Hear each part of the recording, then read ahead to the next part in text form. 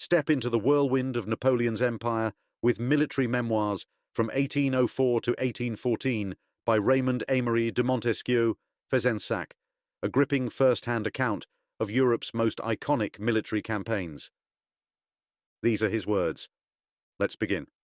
Our last attempt at a sortie took place on November 6th, and the very next day, negotiations for the capitulation began. I later learned that Marshal Saint-Cyr had considered assigning me to handle the negotiations. However, Count Lobau argued that it would be a dismal task to give to the youngest general in the garrison, and I was fortunately spared. Nothing would have been more painful for me than negotiating a capitulation. The terms were quickly settled.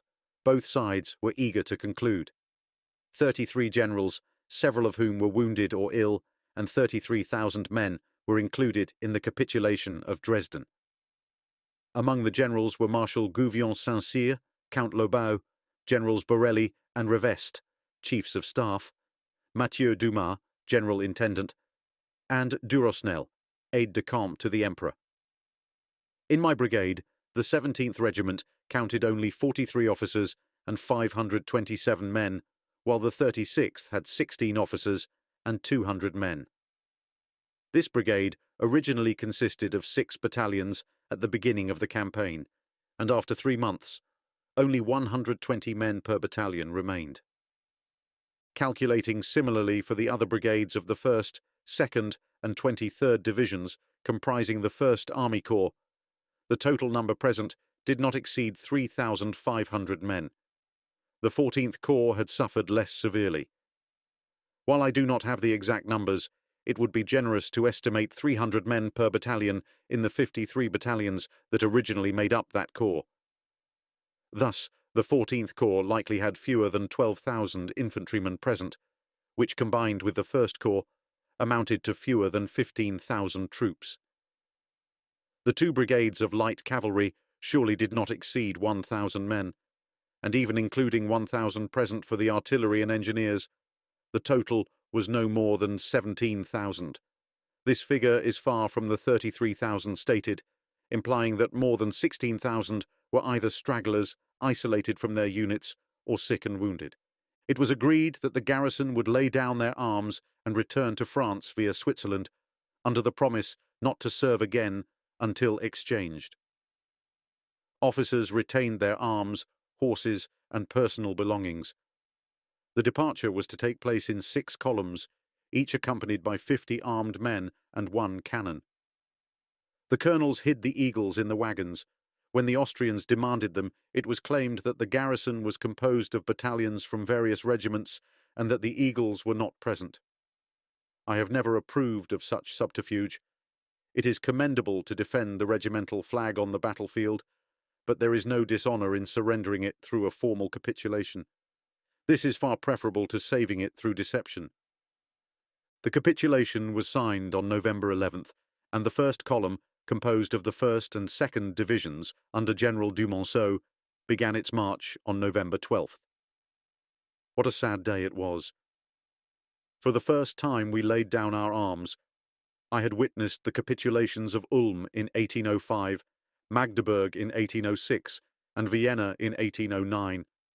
I had seen enemy garrisons march out before us and surrender their weapons.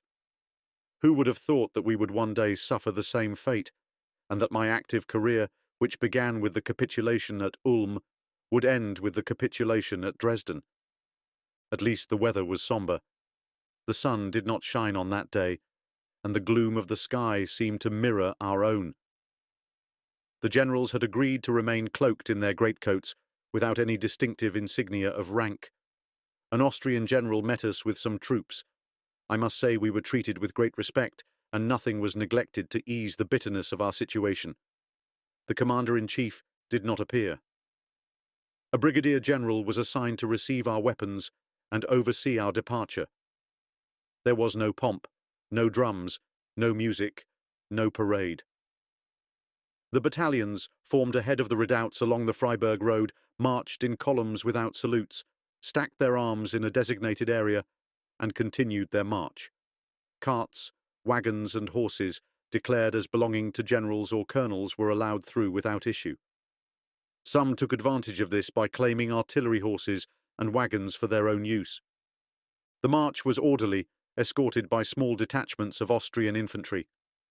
The 50 armed men retained in each column provided security for the generals and served as guards for the cannon we were allowed to keep as an honour. Each evening I inspected the quarters and did all I could to ensure the comfort of our disarmed soldiers. We arrived in Altenburg on November 17th, after 6 days of marching. The last column left Dresden that morning. On the same day, the Russian general commanding Altenburg seemed greatly surprised by our arrival, claiming he had received no prior notice. He suspended the column's march, awaiting orders. Soon, a strange and disturbing rumour spread. No one wanted to believe it. Prince Schwarzenberg was refusing to ratify the capitulation, declaring us prisoners of war. Marshal Saint-Cyr appealed to the sanctity of treaties, the sworn word, and the honour that should guarantee it. The response was that General Klenau had exceeded his authority and would be punished, but the Allied sovereigns could not be bound by an unauthorised agreement made by one of their generals. Moreover, Schwarzenberg added that since Marshal Gouvion Saint-Cyr had acted in good faith, he was welcome to return to Dresden, where his arms and means of defence would be restored and the siege would resume. Marshal Saint-Cyr responded that the proposal was absurd. Could we seriously be offered the chance to reoccupy a city the enemy had controlled for several days, whose strengths and weaknesses they now knew, and whose fortifications they had likely begun dismantling? We had been short of provisions 15 days earlier. Would there be more now? Our soldiers were weakened and demoralized. Would the capitulation, disarmament, and certainty of soon being prisoners somehow restore their energy? Returning to Dresden would serve only the Allies, who could claim the moral high ground for respecting Klenau's word while absolving themselves of the shame of violating it. During these negotiations, we remained in cantonments around Altenburg and Gera. On December 1st, we were officially informed that, because Marshal Saint-Cyr had refused to re-enter Dresden, we were to be taken to Hungary as prisoners of war. This blatant breach of faith enraged us. Nothing should be as sacred as a military capitulation. A place is surrendered under conditions deemed acceptable. Otherwise, the defence continues. To take possession of a place under certain terms and then refuse to honour those terms is unconscionable. However, we found solace in knowing this violation of the capitulation proved its terms had been favourable to us. The enemy's injustice vindicated the garrison of Dresden, and no one reproached us for negotiating conditions the enemy later refused to fulfill. The order from Prince Schwarzenberg was to send the soldiers to Bohemia and the officers to Hungary. This separation deeply saddened me. Although only 700 men from my brigade remained, they were comrades who had shared our dangers and hardships. Many had followed me on the battlefield, and several had been wounded. In disastrous campaigns, the bravest often endure the longest. Moral strength compensates for or enhances physical endurance, and when a regiment is reduced to 100 men, rest assured those are good soldiers. Their departure grieved me even more because I knew I would not see them again. The soldiers were worn out despite their youth, or perhaps because of it. The harsh season, exhausting marches, poor food, and lack of care claimed many lives, and few of the 33,000 listed in the Dresden capitulation returned to France after the peace. 3 weeks passed, and on December 3rd the officers departed in a single column for Pressburg. Marshal Saint-Cyr, I believe, remained in Töplitz. Count Lobau and all the generals marched with the officers of the First Corps. The month of December was consumed by this sorrowful journey, and we arrived in Pressburg on January 6th. The march was uneventful.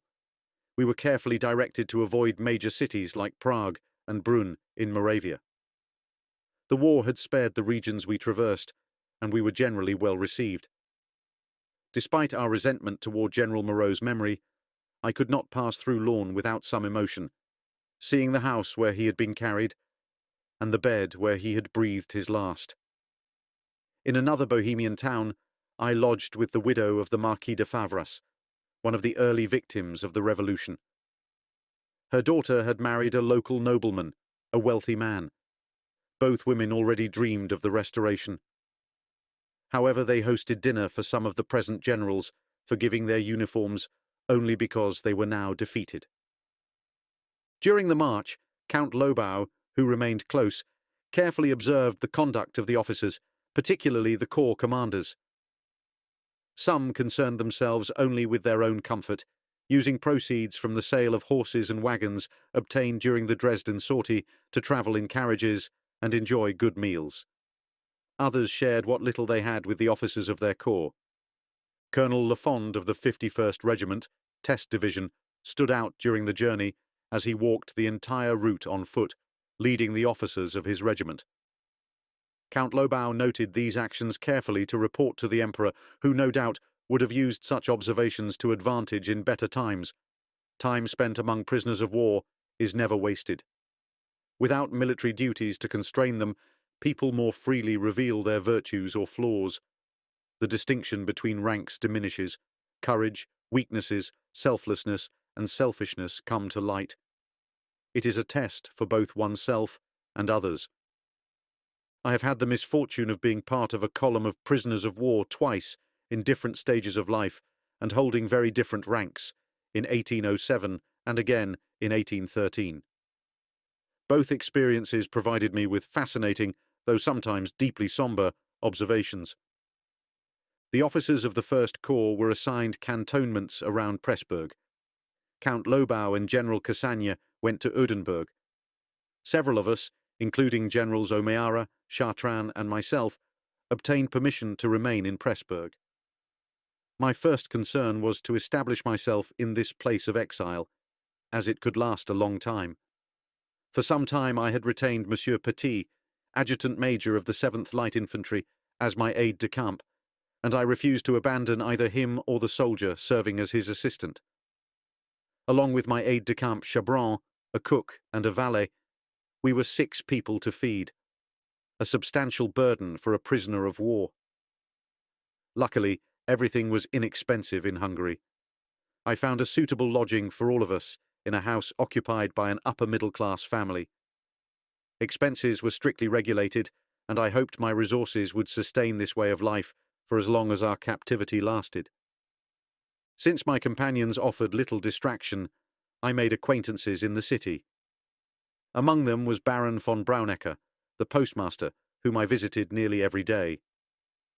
This relationship was especially valuable, as he kept me well informed about the army's news, which grew more distressing by the day. He was a kind, pleasant, and obliging man. In stark contrast, I encountered a man of astonishingly dissolute conduct. Approaching 60 years of age, he had long been separated from his wife, and had created a new household with a partner of his choice. Together they had several children, and she was accepted in his home as though she were his lawful wife. Additionally, he boasted of numerous affairs with women from Pressburg and its surroundings, recounting shocking details. He once hosted a grand evening event where his mistress acted as hostess. To my surprise, the gathering included the apostolic vicar, the city's leading religious authority, along with people of high rank and women of respectable reputation. The Austrian General Haddick, commanding in Pressburg, was married to a well-educated woman. I occasionally visited them, but the city's authorities were so hostile toward us that they dared not extend any courtesies to me. To host a Frenchman for dinner would have been seen as compromising. Every week the city council, or comitat, would ask the general why I was not in the village of Sommerain, which had been assigned to me as a cantonment.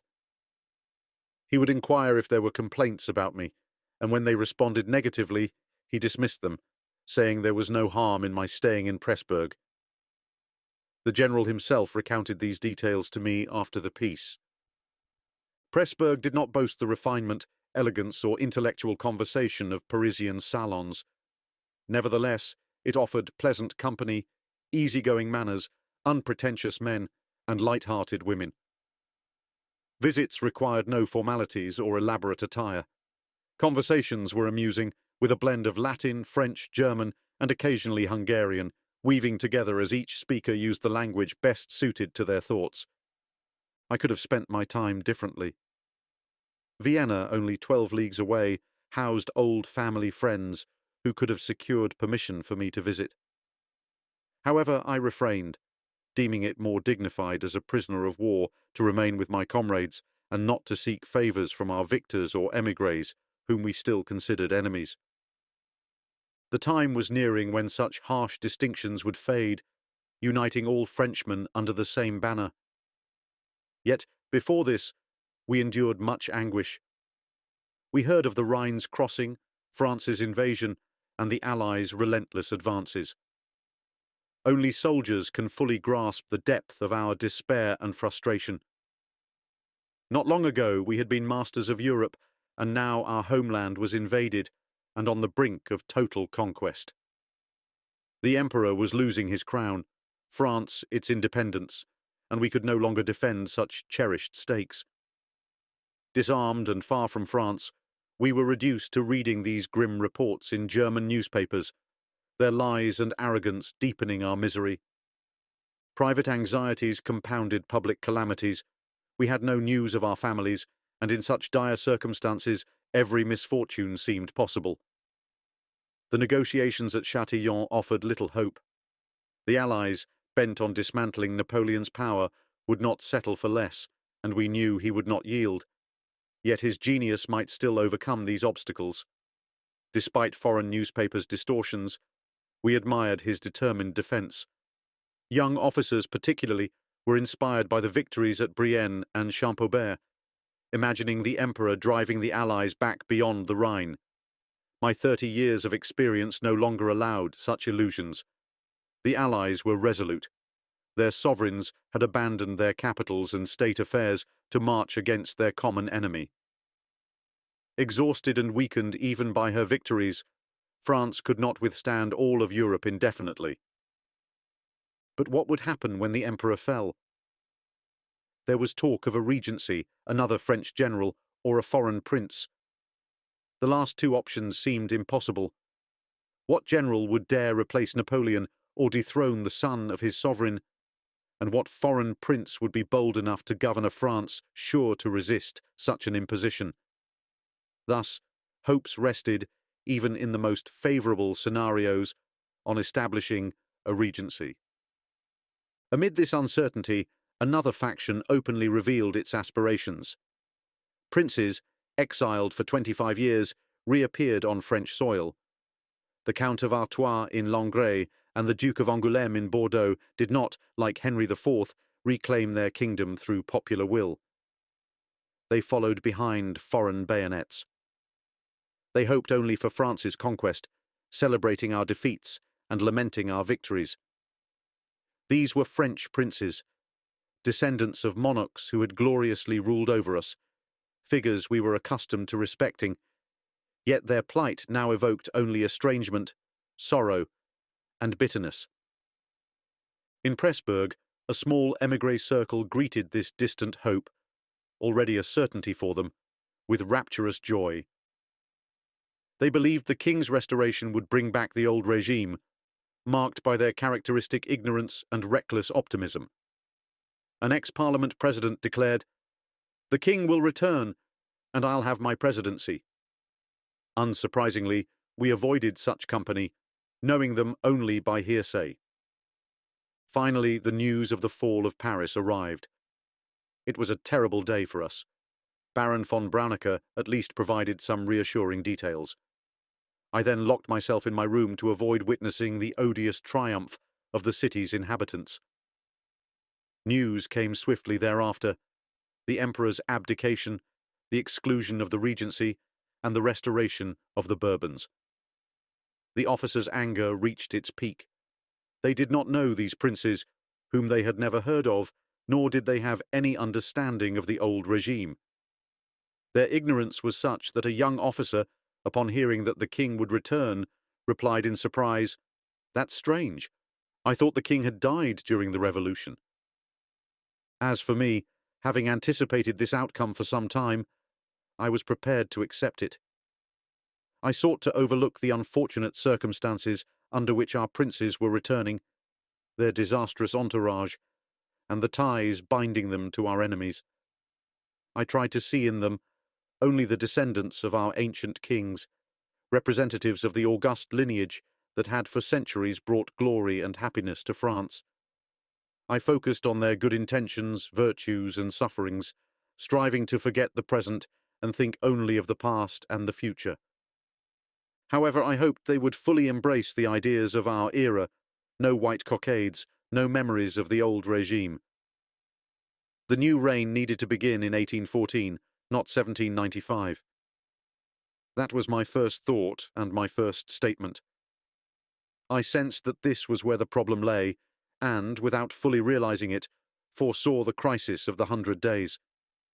The officers, who knew only the present, went further still. The concessions I sought would not have satisfied them at all. They wanted only the regency, and labelled any government replacing the emperor's son as an act of usurpation. I had many discussions with them, trying to instill more reasonable and patriotic sentiments. Surely the emperor's heir was his son, but the Allies declared they would not negotiate with Napoleon or any member of his family. The King of Rome was leaving with his mother, and France recognized the new government. Should we then sacrifice our duties to the country for a chimerical loyalty? The revolution that had just occurred had taken place without us. We had risked our lives 1,000 times to drive foreign armies from the homeland and save the emperor's crown. Destiny had not willed it. Now we needed to remember that we were citizens of France. The Bourbons did not deserve all the reproaches of their enemies. Throughout their long exile, they remained deeply French at heart. They were the first to lament being unable to return and reclaim the throne except in the wake of foreign armies. Their primary duty, and indeed their primary interest, would undoubtedly be to erase this original stain by demonstrating their jealousy for the nation's honour and governing in its best interests. Securing an advantageous peace and removing foreign armies had to take precedence. The new government would face more than enough difficulties, and overcoming them would require the unity of all French people. These were my arguments. They resonated with the officers, and I managed to persuade some of them, though the impression did not last long. The new government's initial actions were ill-suited to winning the army's affection, and it is well known that the following year, at the emperor's first appearance, the entire army rallied to him. The order for the troops to return arrived. I said farewell, not without regret, to a few friends whose kindness had somewhat alleviated our sorrow. I spent 2 days in Vienna purchasing a carriage and preparing for the journey. My aide-de-camp and 2 servants accompanied me. Count Palfy, whom I had met in Paris, offered me hospitality. Before my departure, he gave me the last 3 months' editions of Le Journal des Débats for the road, and I have never read anything more captivating. I was unfamiliar with French newspapers and unaware of all that had occurred in France. These editions detailed the Emperor's final efforts, the Allies' entry into Paris, the acts of the provisional government, Monsieur's arrival, and the early days of the restored monarchy. So many significant events and particular circumstances touched my comrades, friends, and family. I could scarcely process so many emotions, torn between regrets for the past and anxieties mixed with faint hopes for the future. I passed through Munich, Ulm, Strasbourg, and a France now conquered and subdued with little delay. As a soldier of the Empire to the very end, I refused to visit any of the new royal authorities. My gaze turned away whenever I saw a foreign uniform. I kept my tricolour cockade, a symbol of the sentiments I held in my heart. Thus, I arrived in Paris in May and reunited with my family. Only then did I seriously resolve my course of action. Having neither contributed to nor desired the restoration during the Empire's tenure, I now resolved to serve it as sincerely and loyally as I had served the Empire itself. I was assigned command of a brigade in Paris's garrison. With some reluctance, I removed the cockade from my hat, a symbol that no longer represented me, but that I have kept ever since as a treasured keepsake. That concludes the 23rd part of the story. Thank you very much for listening. Please subscribe for more episodes and leave a comment.